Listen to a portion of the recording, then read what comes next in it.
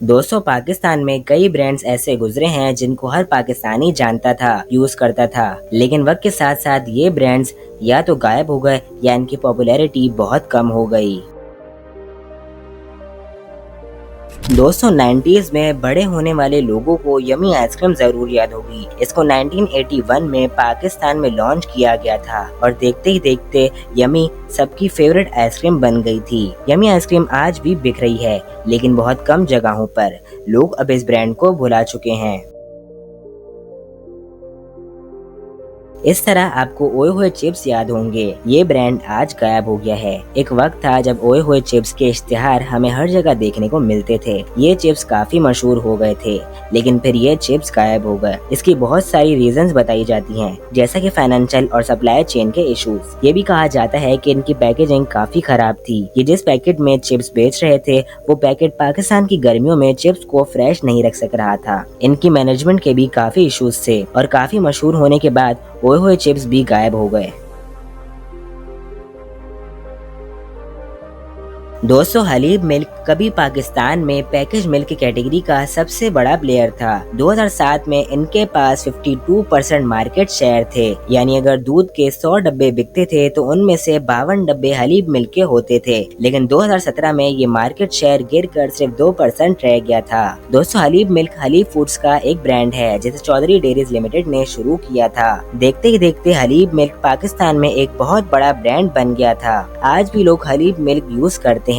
ऐसा नहीं है कि हलीब मिल्क बिल्कुल गायब हो गया है, लेकिन हलीब आज उतना पॉपुलर नहीं है जितना ये कभी होता था। इसकी भी कई रीजंस हैं। एक तो हलीब फूड्स की मैनेजमेंट ने कई गलत फैसले लिए थे, जिसकी वजह से हलीब फाइनेंशियल क्राइसिस से गुजरा था। 2008 में हलीब फूड को लोन लेकर अपनी चीजों को मैनेज करना पड़ रहा था और तभी 2019 में हलीब फूड्स और चौधरी डेयरीज लिमिटेड को एक दूसरी कंपनी ने खरीद लिया था।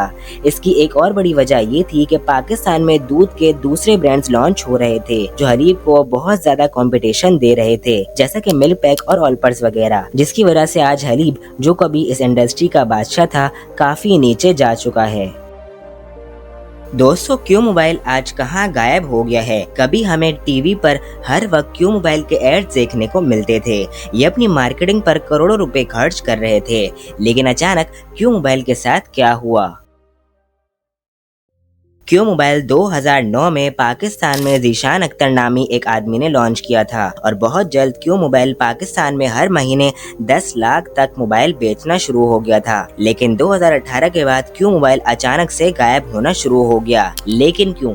दोस्तों, नवंबर 2017 में कराची में 2 जगहों से कस्टम्स की फोर्स ने तकरीबन 1 लाख क्यू मोबाइल रिकवर किए थे। क्यू मोबाइल पर इल्जाम लगा कि ये मोबाइल फोन्स कस्टम फी पे किए बगैर कराची स्मगल किए गए हैं। क्यू मोबाइल पर यह भी इल्जाम लगा कि इन्होंने कस्टम्स को बताया था कि ये LED लाइट्स हैं और तभी सिर्फ 94,000 का टैक्स पे कर इन मोबाइल्स को कराची में स्मगल किया गया था, जिनका असल में टैक्स 10 करोड़ रुपए बनता था। क्यू मोबाइल पर फ्रॉड का इल्जाम भी लगा था। ये एक बहुत बड़ा स्कैंडल था। एक और मसला ये सामने आया कि क्यों मोबाइल दावा करती थी कि ये चाइना से मोबाइल पार्ट्स मंगवाकर पाकिस्तान में फोन्स बनाते हैं, लेकिन असल में ये चाइना की एक मोबाइल कंपनी जियोनी के मोबाइल फोन्स को ही रीब्रांड कर पाकिस्तान में बेच दिया करते थे। हालांकि क्यों मोबाइल ने बाद में ये कहा था कि इन्होंने जियोनी के मोबाइल फोन्स को बेचना बंद कर दिया है, लेकिन बहरहाल ये कंपनी जियोनी इनकी मेन सप्लायर थी और मसला तब शुरू हुआ जब चाइना की ये कंपनी बैंकरप्ट हो गई और क्यू मोबाइल का बिजनेस भी खतरे में पड़ गया। इन सब मुश्किलात के बाद क्यू मोबाइल फिर कभी भी नहीं उठ सका और आज पाकिस्तान से तकरीबन गायब हो चुका है। वीटा ब्रेड एक डबल रोटी का काफी मशहूर ब्रांड था जिसे 1978 में लॉन्च किया गया था। कभी पाकिस्तान में डबल रोटी का मतलब ही वीटा ब्रेड होता था, लेकिन ये ब्रेड आज बिल्कुल गायब हो गई है। 2009 में वीटा ब्रेड ने अपनी प्रोडक्शन बंद कर दी थी। इसकी वजह फाइनेंशियल इश्यूज बताए जाते हैं।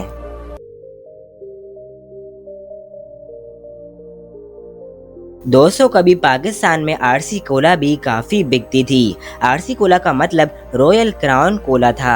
वैसे तो ये एक अमेरिकन कंपनी थी, लेकिन ये ड्रिंक 1970s में पाकिस्तान में लॉन्च हुई थी और कुछ ही अरसे में काफी मशहूर भी हो गई थी। लेकिन फिर 1990s में RC कोला पाकिस्तान से गायब होना शुरू हो गई। इसकी कई रीजन थी। जैसा कि दूसरी सॉफ्ट ड्रिंक कंपनीज पाकिस्तान में आरसी कोला को सख्त कंपटीशन दे रही थी। ये भी कहा जाता है कि आरसी कोला इंटरनेशनली किसी केस में फंस गई थी और तभी ये कंपनी पाकिस्तान में मजीद इन्वेस्ट नहीं कर सकी। आरसी कोला आज पाकिस्तान के अलावा भी दूसरे मुल्कों से तकरीबन गायब हो चुकी है।